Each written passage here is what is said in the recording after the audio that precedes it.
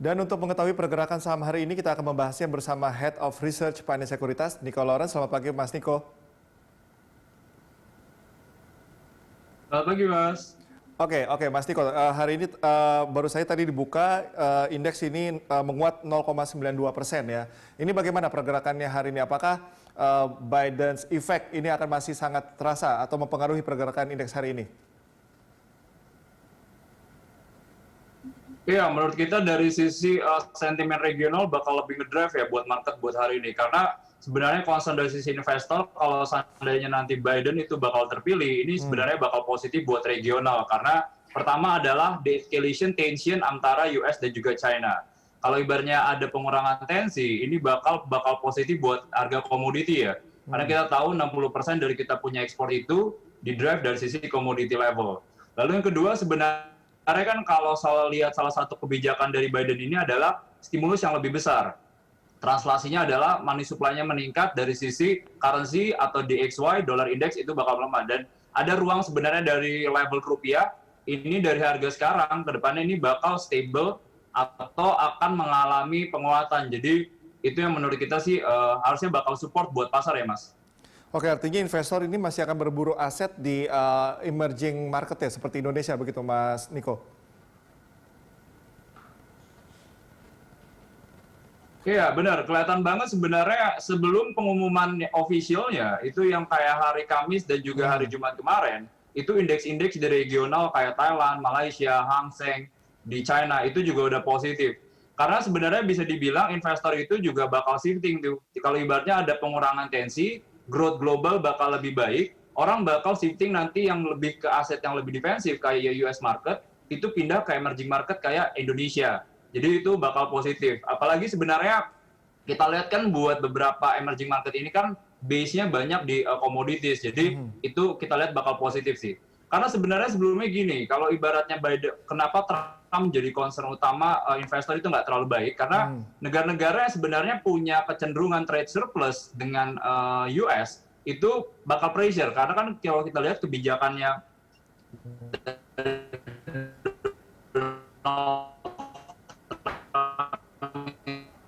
Halo, Mas Niko.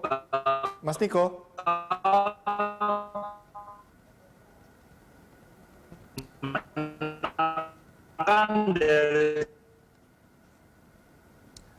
Ya, nampaknya kita mengalami gangguan komunikasi dengan Mas Niko. Saya akan mencoba lagi menghubungi Mas Niko. Halo. Halo. Oke, Mas Niko silakan dilanjutkan mungkin poin terakhirnya. Tadi kita agak terganggu komunikasi tadi. Iya, jadi kalau kita lihat ada perubahan nanti shifting buat aset-aset yang sebelumnya investor melihat itu US bakal lebih positif, mereka akan shifting dari defensive asset itu kembali ke risky asset. Risky asset itu adalah emerging market sebenarnya. Kalau tadi dikatakan bahwa regional ini menguat, tapi kenapa kalau di Wall Street ini cenderung negatif begitu atau menurun? Kalau di Jumat kemarin ya, sebenarnya kalau concern spesifik di US itu adalah uncertainty dari sisi election ini. Karena nanti sampai tanggal 8 Desember, dispute atau masalah terkait election ini masih bakal dibahas. Dan ini juga nanti akan berlanjut sampai 20 Januari sampai benar-benar official election-nya. Maksudnya diangkatnya Biden sebagai presiden. Karena sebenarnya kita tahu ya, kemarin kan Trump udah mengajukan gugatan juga atau banding ke Mahkamah Agung. Ini terkait ada potensi penghitungan ulang di beberapa negara seperti Wisconsin, lalu kayak Georgia juga, Pennsylvania dan juga Michigan. Itu yang sebenarnya dia kalahnya tipis. Jadi itu yang sebenarnya jadi concern investor. Apalagi kalau kita lihat di US itu udah ada sedikit riot ya di situ ya, atau ibaratnya ada sedikit demonstrasi. Jadi itu yang bikin dari sisi market di US itu sebenarnya nggak terlalu positif itu sebenarnya. Oke, jadi dinamika politik dalam negeri Amerika Serikat sendiri ya yang menyebabkan ini sentimen tersendiri untuk Wall Street. Kita akan coba dari internal. Ini kan Pemprov DKI Jakarta sudah memberlakukan kebijakan perpanjangan PSBB masa transisi. Ini dampaknya akan seperti apa?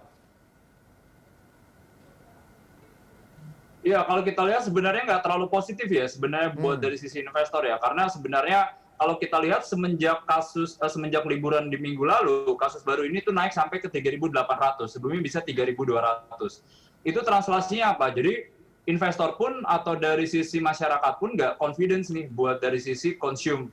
Business confidence-nya belum pulih, consumer confidence-nya belum pulih. Kalau ibaratnya kita belum benar-benar bisa dibuka secara kayak di China, itu benar-benar growth level itu belum bisa ke bisa dibilang di potensial outputnya. Jadi ibaratnya orang masih belum berani belanja, pabrik-pabrik pun belum buka secara penuh. Jadi itu bakal menekan nanti perbaikan rilis data nanti di fourth quarter. Apalagi harapannya kan dari sisi investor itu kita bakal -1% sampai 0%. Cuman kalau seandainya growth levelnya ini masih lemah, most likely kita bisa dibilang bisa 3 kuartal berturut-turut itu negatif kalau seandainya PSBB transisi ini masih diterapkan. Apalagi kita tahu ya, buat Jakarta itu kan kontribusi buat ke PDB secara Indonesia secara total itu 17-20%. Jadi kerasa banget kalau ada lockdown di Jakarta, ini bakal pressure buat ke PDB nasional. Itu jadi concernnya Oke, investor. Ya. meskipun sudah ada pelonggaran, beberapa aktivitas ekonomi juga sudah mulai dibuka kembali, itu tidak bisa menjadi apa ya penopang gitu ya, apa namanya untuk menjadi sentimen positif di tengah PSBB transisi ini, Mas Niko.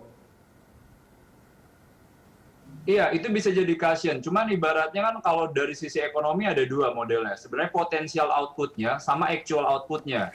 Potensial output itu kalau bisa dibilang kita udah 100% capacity. Pabrik-pabrik udah nggak 50% buat dari sisi pekerjanya, cuma 100%. Currently, actual output-nya tuh berarti 50%. Jadi ada sedikit buffer. Kelihatan sih sebenarnya dari sisi NPL di sektor perbankan ini sebenarnya trennya pelan-pelan udah mengalami perbaikan. Mulai kelihatan ibaratnya pressure-nya sedikit lebih baik dibandingkan zaman-zaman di bulan April dan juga Juni. Nah, cuman kita belum bisa kembali ke level-level yang sebelum pandemic. Jadi, itu yang sebenarnya jadi concern utama sih dari investor. Oke, oke. Terakhir mungkin Mas Niko, rekomendasi saham untuk pelaku pasar ini, terutama di tengah masih masih hype begitu ya, buy the effect ini. Iya, kalau kita lihat sih sebenarnya bakal positif buat yang big caps ya. Kalau kita lihat kan foreign outflow-nya itu kenceng banget ya. Itu bakal kenceng banget. Kita lihat big caps atau yang di drive dari sisi index level kayak modelnya ETF Indo atau MSCI Indo, itu pasti adalah big cap. Jadi company-company yang punya kapitalisasi pasar besar dan trading liquidity-nya juga gede. Jadi pasar bakal masuk ke situ. Jadi kita lihatnya bakal positif buat telco karena telco kan size-nya gede juga. Ibaratnya mereka in terms of capitalization itu bisa di atas 100 triliun, di atas 50 triliun. Banks juga bakal positif dari situ. Apalagi sebenarnya kalau banks ini diikuti dengan perbaikan fundamental yang membaik ya. Fourth quarter bakal lebih bagus dibandingkan third quarter. Itu menurut kita juga positif. Yang ketiga bisa kita ambil sebenarnya yang commodity related sih ya. Jadi kalau buat nanti diversifikasinya, saham-saham yang related seperti kayak misalnya Antam, Inco, atau misalnya CPO, itu juga bakal positif. Jadi itu sih rekomendasi kita buat hari ini ya. Oke, baik. Terima kasih Mas Niko atas kebersamaan bersama kami, atas pemaparannya. Tetap jaga kesehatan.